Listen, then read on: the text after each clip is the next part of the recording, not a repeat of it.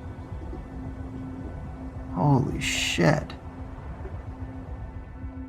Continued to film the object as it traversed across the sky when suddenly it started ejecting a series of these smaller orbs, 50 smaller objects and counting. Strangely, I could only see the smaller orbs on my infrared camera. They were not visible to the naked eye.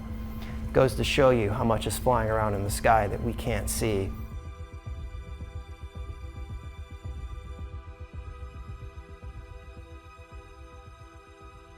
About 6 months after I had the near-death experience and I began learning meditation, I was sitting up on a mountain up in North Carolina, and right before sunset, I looked over towards the southwest and I saw a beautiful silver disc, seamless, Close Encounter of the First Kind. It looked exactly like the ET craft I'd seen when I was 8 or 9, when I was a child in North Carolina, which actually ignited my interest in all of this. So I said, oh, well, they're back. I didn't think much more about it. So I sat to meditate, and I went into this very deep meditation. By the time I came out of the meditation, it was very pitch dark, and there was the whole Milky Way galaxy was above my head, and a thought was sent into me that was very clear. It wasn't my random thought or hallucination at all. And it said, behold what a beautiful universe God has made. And with that, I went right into the state of consciousness that I was in the near-death experience, except now I'm awake and standing on the mountain. And at that instant, I became aware that there was sort of a glow, an energy field right below the peak and through the forest. I thought it was a deer standing on its hind legs, and it had these beautiful deer-like eyes. And I went, what is that doing here? You know, and I realized it wasn't a deer, and it actually appeared and then dematerialized, came over and touched me on the right shoulder.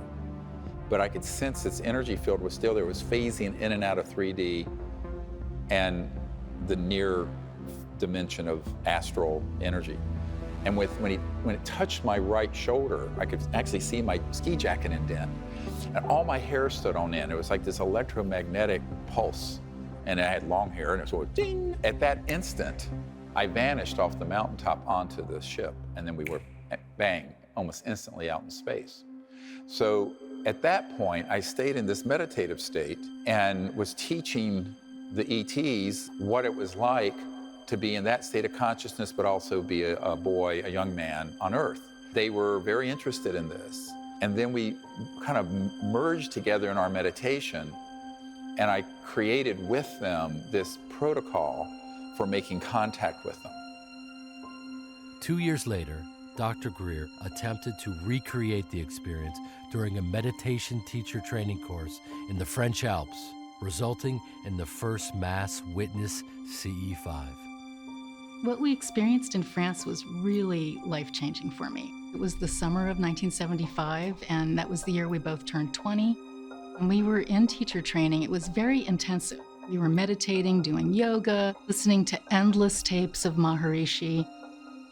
So I did a deep meditation, went into this state, and could sense where in space these ET crafts were, connected to them, introduced myself by name, and then vectored them like you would vector a jet into JFK Airport. All of a sudden, right out of nowhere, appeared a metallic, silent, tetrahedron-shaped silver ship. It just appeared. And I said, "What is that, Steve?" There was no sound. And it was just suspended in the air and then gone. And there was just the blue sky again. It will happen if you do it with just a pure state of innocence about it. And that's when I realized that this can actually be done with groups of people. And I just filed that away. Snoopy 2, if you would, turn towards the tower and show me your light so I can look over that way with the glasses.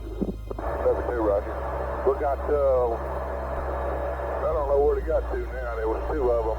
They were low, and then they went to about 4,000 foot and started circling. There was two of them, no navigation lights at all on them. In 1977, Dr. Greer discovered how precisely he could vector ETs to a specific location. Upon reconnecting with those beings using the CE5 protocols, he showed them his location in the Blue Ridge Mountains, but first directed them to where he was born and raised, in Charlotte, North Carolina. Then he went to sleep. 2 objects over the Coliseum. Yeah, I do have something. I got a Cessna out there eastbound. I don't know what the other one is. Negative, you got 2 of them out here and it keeps circling. Unbeknownst to him, that attempt to initiate contact precipitated a major sighting over Charlotte involving pilots and air traffic control.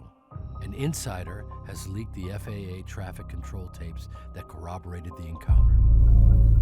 Snoopy 2, no sir, I'm not painting a target right now.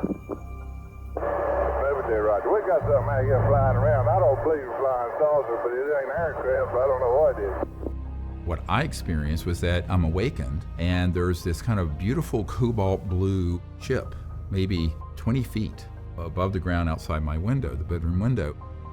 This wakes up my housemate who's in the bedroom adjacent to mine. He comes running out, says, "What did you do?" And the lesson from that was the specificity of the vector.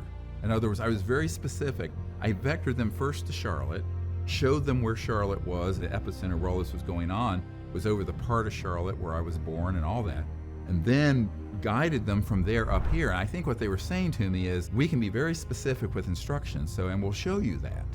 It was a teachable moment. And I sort of felt like I really shouldn't do this unless I have some higher purpose to. Sounds like a close encounter. 7-2, Roger.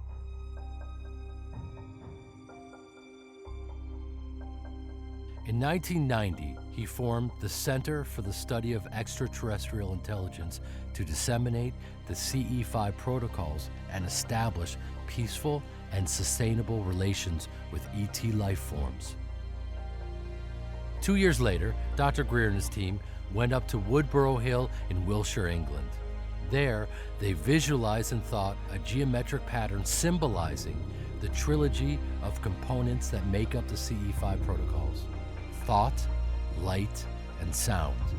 Immediately, this crop circle appeared in the field nearby.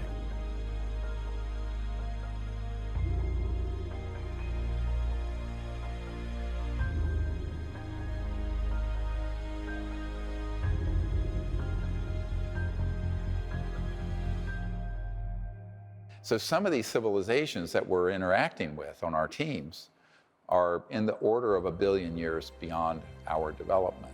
And all those beings in that civilization are in a state of unity consciousness that is so enlightened that they could be confused with, say, an angel or something, but they're not. They're not from, they're ETs with star systems and planets and bodies, but their level of consciousness would be at the level of, say, the highest spiritual realm.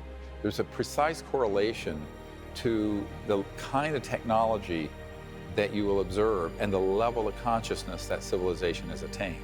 Let's take our own civilization. We're mostly still separate people, and we are operating through a reductionist separate paradigm. We're also still very violent and destructive. So let's look at our technologies. Oil, we're burning something and destroying the air. Nuclear power, we're splitting and tearing apart an atom to create heat, to turn a turbine, to create electricity. Coal, we're digging stuff up and destroying mountains and then burning this stuff in a fiery furnace. It's all very destructive. And so our technologies are a corollary to our inner state of consciousness. In 1964, Soviet astronomer Nikolai Kardashev proposed a hypothetical scale of measuring a civilization's level of technological advancement based on the amount of energy they're able to utilize. A level 1 civilization, also called a planetary civilization, can use and store all the energy available on its planet. At that point, their main focus becomes the development of higher states of consciousness. Because they have all the technologies to meet everyone's needs. There's no shortage. Their economic system is non-economic in the sense that there is an infinite abundance for everyone because of these technologies that can materialize things out of the substrate of space-time, the elementals of space-time. So at that point, a civilization becomes really focused on the development of higher states of consciousness. And as they evolve in consciousness, their technologies evolve with them. They will begin to then unfurl the mysteries of consciousness and these cities I mentioned earlier in the Vedas, but those get applied technologically, which include levitation, teleportation, dematerialization, bilocation, where the same object can be instantly resonantly created and be in two places at once. We've had this happen on our team. As water by cooling and condensation becomes ice, so thought by condensation assumes physical form. Everything in the universe is thought in material form. Paramahansa Yogananda. I like this story of this Lockheed Skunk Works top secret witness who defected. He was trying to learn a technique to go into meditation but then astrally project. And he did. And he went up out of his body with his astral body of light, went up into the air and slammed right into the side of an ET spacecraft. Well, what he couldn't understand was that when he bumped up against the ET spacecraft with his astral body, the body all of you, when you have a lucid dream and you're flying over the water or flying over, that is your body of light. Same thing when you have a near-death experience, you go in your body of light. Well, his astral body hit the side of this craft and it rocked it. And then he popped inside and the ETs were looking at him like, my God, why don't you watch where you're going? Cosmic faux pas. But he moved the ship. He says, how did my astral body move that ET spacecraft? I said, because the density of that spacecraft, resonantly, energetically, was identical to your astral body, because with the naked eye, it was shifted out of 3D into this dimension that is increasingly conscious energy and conscious forms. And since like can interface with like, your density of your astral body and that craft, because it was shifted to that level, it could interact with it. Now, had it been a 3D craft that had stepped down, like a transformer, stepped down into full 3D, he would have gone straight through it, because the density would have been different. The resonant field interface would have been different. And when I explained that to him, he said, now I understand so many things that have happened between me and ETs. The great thing about CE5 is it's anything but remote. It is true contact. Oh my God. That was great. During a CE5 expedition at Mount Shasta, Dr. Greer and his team were in contact with an interstellar object and its occupants in the field in front of them. Suddenly, this light ship lifted off from the ground and turned left, phasing in and out of 3D space-time before vanishing in clear skies. This was visible to the naked eye for everyone present. You know, Dr. Greer says our first interest is an academic interest, and in my case, that was how I got into this. But very quickly after that, it changes to a heart, mind, and soul connection that is really a very powerful driving force in your life. And it's important to go from the academic interest to the experience level. And that's what happens very quickly. You make this transition to an experience of this new lifestyle, this new understanding of our place in the universe. We wanted to take action because it's important to not only learn about this academically, but then to take action on it. It was very empowering for me because I felt like they helped to let us know that we are on the right path, and then we have the power to make a change. It changes you completely. It changes your heart. And then your entire life changes. All things from that point forward are possible. I have a friend in Holland. Her name's Linda, and she has some very amazing footage that she's captured. First, I came from Hessdalen, that's Norway, where you have a lot of activity there. I wanted to go to bed, and something said, no, you have to go outside. Putting my camera up, and then I said, okay, if you're there, can you just fly by and stop? So the craft came at very fast speed and stopped, and then, okay, and flew away. This is amazing. It'll stop, turn left, turn right, move around at all kinds of angles. And she's had multiple events like this happen. What will be evident in that footage is what she has actually asked for them to do. So I know there's one case where she has told me herself that they have produced a V shape, and she requested that in consciousness. So I looked up and suddenly something appeared in front of me. And then I said, "Are you there?" And then they come out. They divided themselves in 6 balls and then 3 balls. And there were lots of other lights. We see this quite often, but it's very unusual to get it on video. And this is why it's a fantastic example of the kind of maneuverability that these spacecraft can make. I really do love it when people get things like that and they can show people that are new to the subject, because it's really inspiring.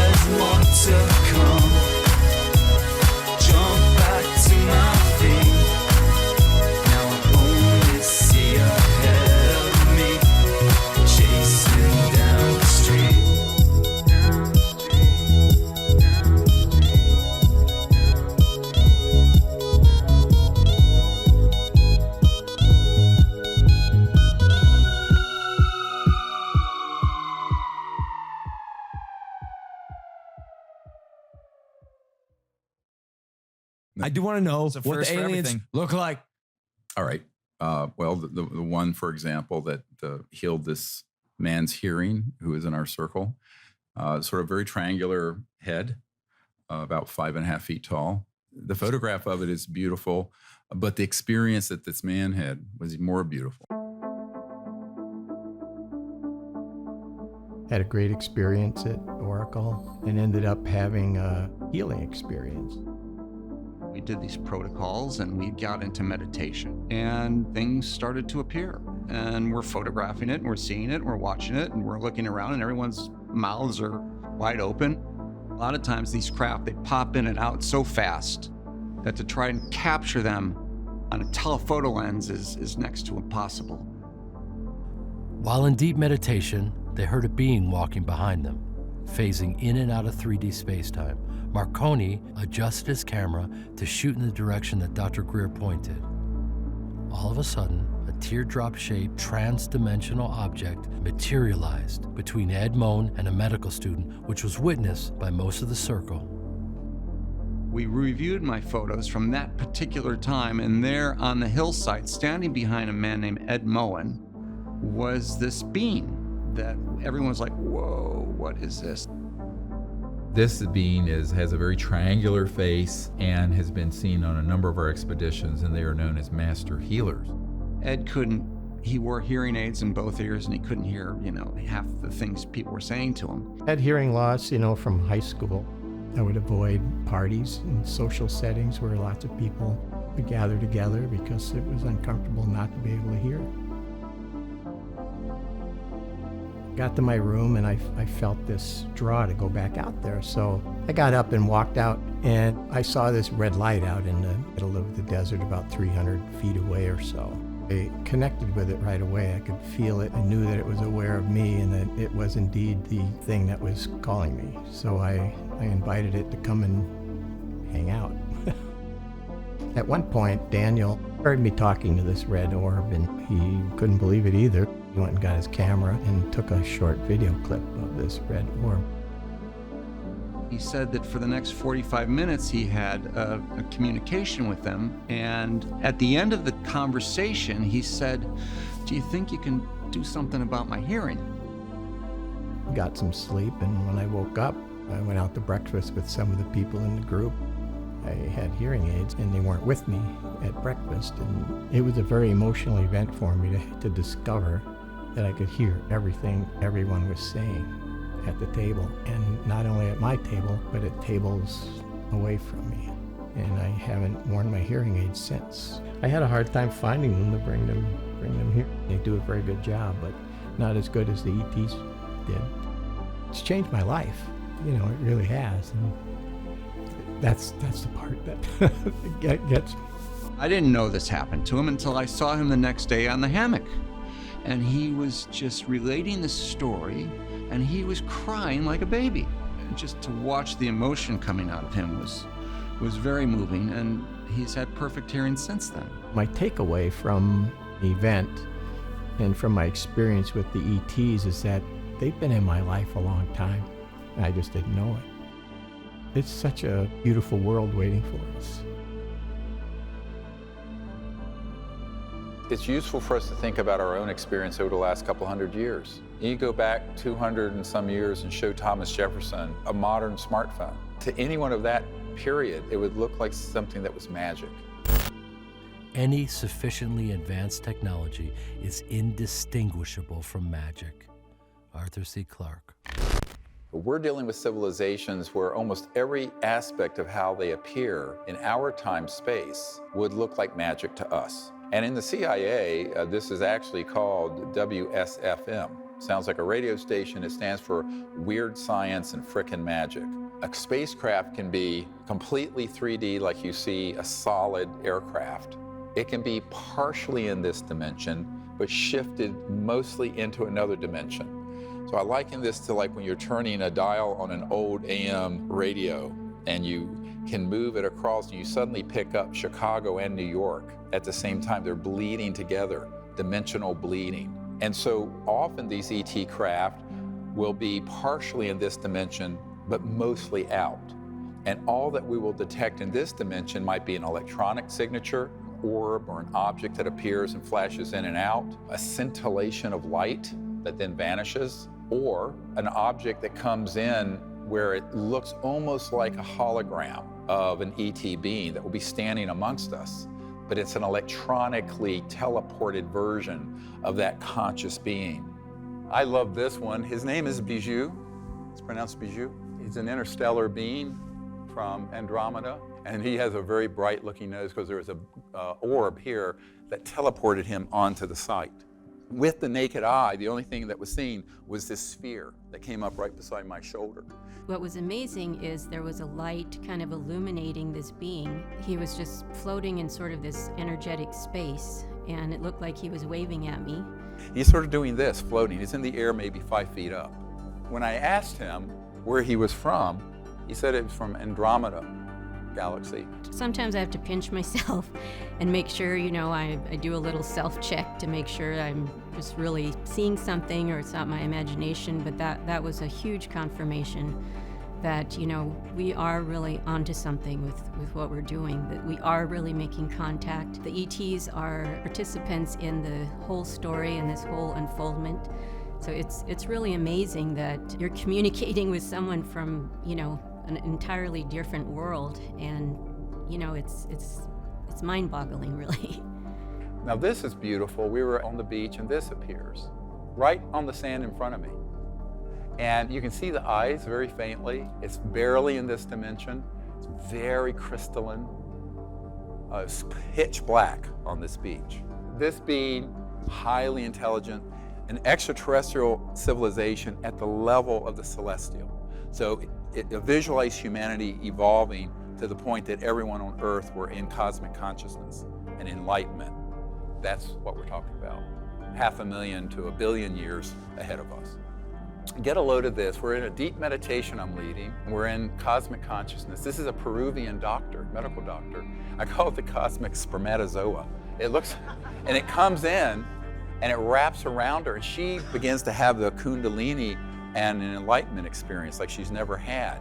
And of course, this happens a lot on these expeditions, but we got it on photograph. Isn't that cool? I love this one. It's just off the edge of the hill, and you see people turning to look. And it was this object that materialized into this dimension and lit up and then dematerialized. What I saw in my remote view was a very large craft filled with ETs from different civilizations that were joining us in the meditation. Because that's what they're interested in. They're interested if you have a pure heart, a clear intent, and you're wanting to join them in universal peace. That's it. They don't care about your degrees, they don't care about... This is what the Prince of Liechtenstein said.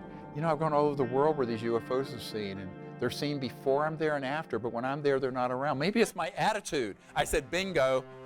Every experience that was described, no matter how unbelievable in Dr. Rear's books or the manuals, we've experienced them ourselves. And someone snapped a photo with their iPad, beams of energy with arrowheads on them coming out of members' third eye and the heart center. When we look closer at the photo here, there was a silhouette, and they were standing, before we had broken the circle, they were standing under the hands of people as we had held hands there. So you could see a bald being with a long robe, about 4 feet tall. So that was an amazing shot. What I began to understand is that there's this whole spectrum of phenomena that involves 3D matter, light, sounds that emerge, tonality, electromagnetic interface. For example, we have electronic devices we'll have out, like a radar detector, magnetometers that pick up the magnetic field shift. Those will all start being activated when a craft is approaching, and we're out in the middle of the wilderness where there's no source of this electromagnetic radiation, but they'll start communicating in a specific cadence and a repeatable cadence. And I call this trans-dimensional electronic communication. And they will actually take over the circuitry of these electronic devices we have out in the desert and begin to do a specific communication. Now you have to decode it, but it's reproducible. And their different civilizations will have a different pattern. So this is an electronic version of them making contact. On the shores of the Outer Banks in North Carolina, ETs produce these tones via the team's radar detector.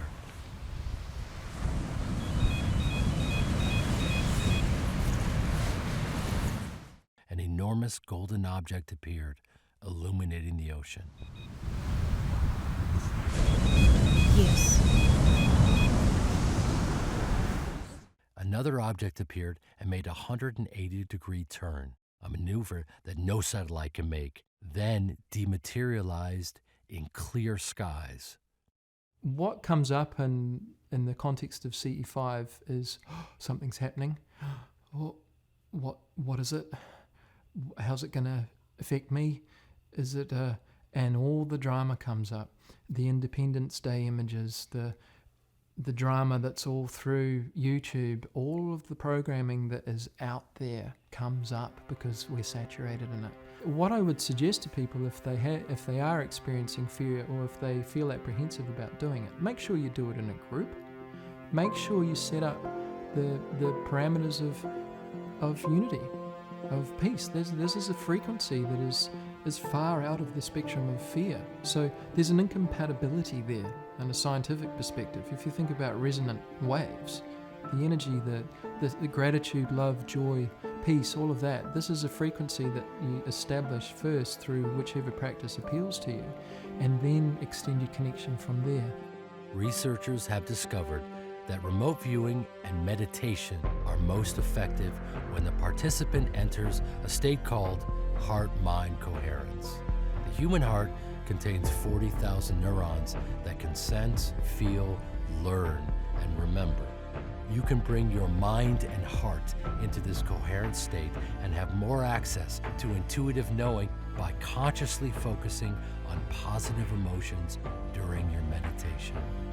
These beings they respond to our thought. They respond to our thought, so they will not be invasive. And if you're feeling like you want to continue whatever contact experience that is happening, but there may be a bit of residual fear that you're trying to work through, tell them. Say, look, I'd love to carry on doing this, but I feel a bit scared right now. Can you help me with that, And they will. And that's the other evidence I know they're not hostile. We've been all over the world thousands of hours with thousands of people, have had all manner of contact at a distance, and intimately, beings, ET beings appearing in our rooms, all kinds of things. No one has ever been harmed. No one has ever been harmed at all. This isn't an official document on the FBI website, sort of hidden in plain sight. But it really confirms everything that we're explaining, but also the experience we've had. And this isn't from 1947, so this is 72 years old. He goes through and describes that they are peaceful people, they traverse these dimensions, that they have these abilities in consciousness. He even relates to some of the Vedic terms of the kind of capabilities witnessed from these beings. All matter originates and exists only by virtue of a force which brings the particles of the atom to vibration. I must assume behind this force the existence of a conscious and intelligent mind. This mind is the matrix of all matter. Max Planck, founder of quantum theory. Even though what I'm doing with CE5 is what I'm most ridiculed for, it was the project that got the most respect and attention from the intelligence community because they knew it was real. They knew the science of consciousness is real. They knew that these ET civilizations utilize communication technologies that interface with thought and telepathy and consciousness. They all know this. This is an open secret in the intelligence community. We all think that power is derived from your weapon system, your financial clout, the usual materialistic paradigm. The reason that the deeper elements of the intelligence community have this intense interest in it and don't want the public to know is that, first of all, it is extremely efficient spycraft, which they don't want others to have. Secondly, they know that if people understood the power of consciousness and of mass consciousness, they would be able to completely change the direction of the planet. That is, to me, the big secret. Most people have heard of the random number generator studies through the Global Consciousness Project. A question tonight, can you actually measure the emotional outpouring in a worldwide crisis? Sometimes scientists think that they have done just that. Their machines and computers found a bizarre pattern right after several global disasters. This was an experiment in which researchers placed dozens of random number generators around the world and analyzed their data to see if they could discover anything about global or collective consciousness. On September 11th, a few hours before the first plane struck, this network of random number generators became more coherent, less random and more coherent. It may sound bizarre, but Dr. Nelson and his team have been at this for the better part of a decade. The first spike showed up in 1997 with the death of Princess Diana. Other events like the Concorde crash, the Madrid train bombing, and the Pope's funeral all registered on those random number generators. But early on the morning of September 11th, the data went off the charts.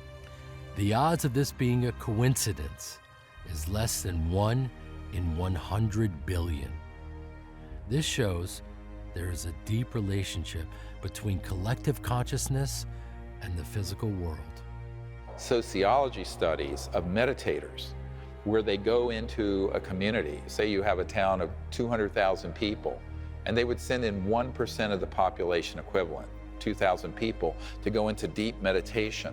And they found that emergency room visits declined, violent crimes declined, robberies, all kinds of negative behaviors declined, even though those people didn't even know they were in the city.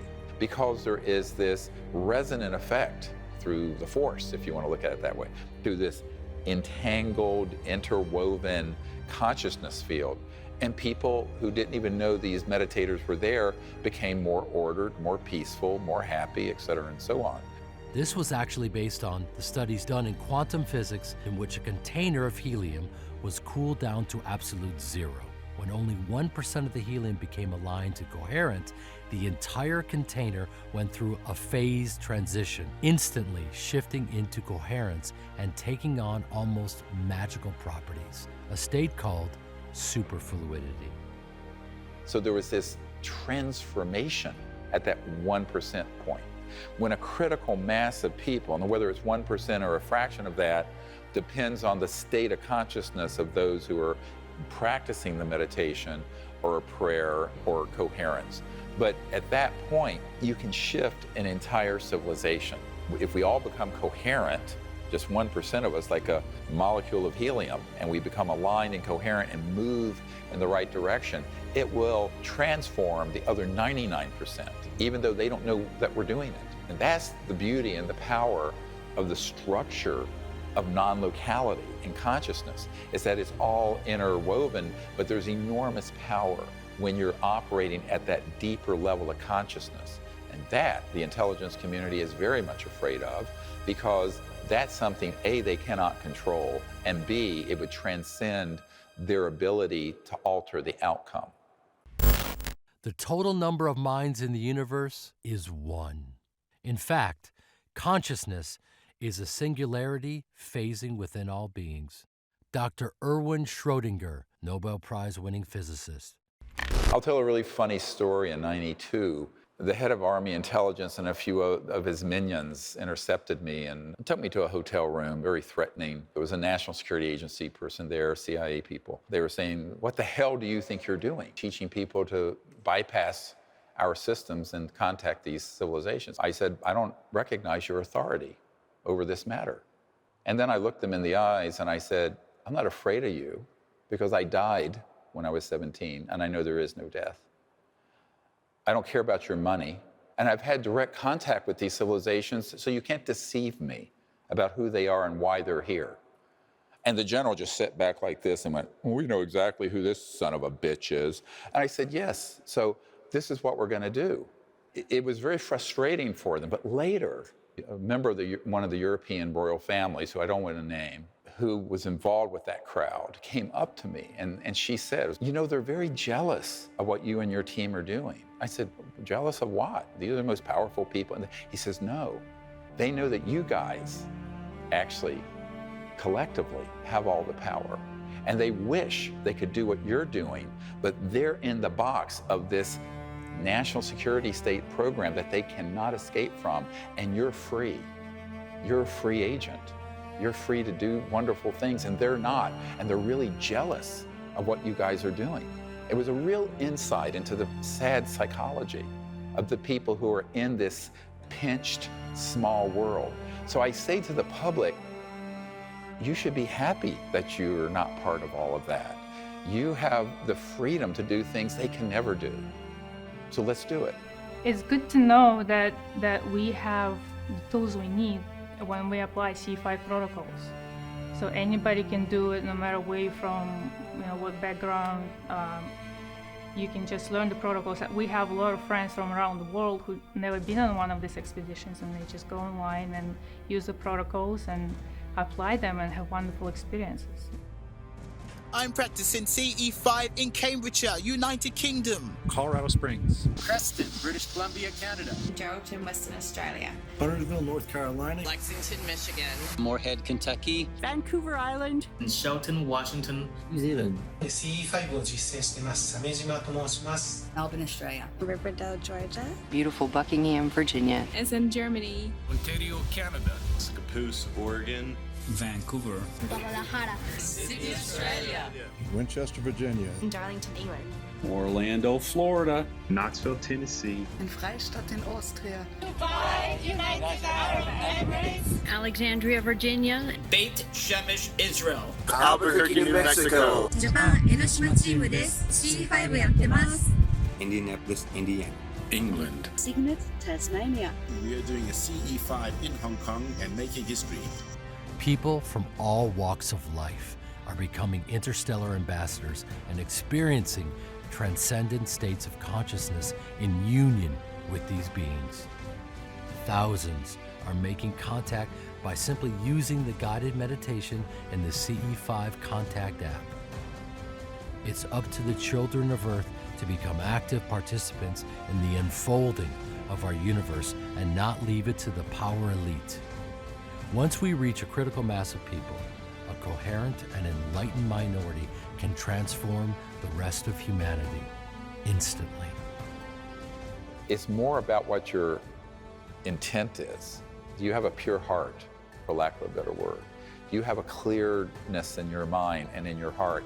Can you bring your mind and heart into resonance together and invite these civilizations to connect with you in this great purpose, this great journey that we're launching on as a civilization where we are going to become interstellar. Interestingly, there was a colonel named Philip Corso, and Colonel Corso wrote a book the day after Roswell, and one of the events that wasn't known was this encounter he had with an ET at White Sands missile range, and right not far from where the first atomic bomb was dropped. And this was 1956, and an interstellar vehicle came in and it landed. So he gets in his Jeep, rushes out there, it's his young, brash colonel, and has a meeting, an encounter with this ET. At a certain point, the ET asked the colonel to switch off these radar systems that had piggybacked on them, electronic warfare systems that were knocking these spacecraft down. And the colonel leaned in and said, "What's in it for me?" And the ET looked at him and said, "A new world, if you can take it."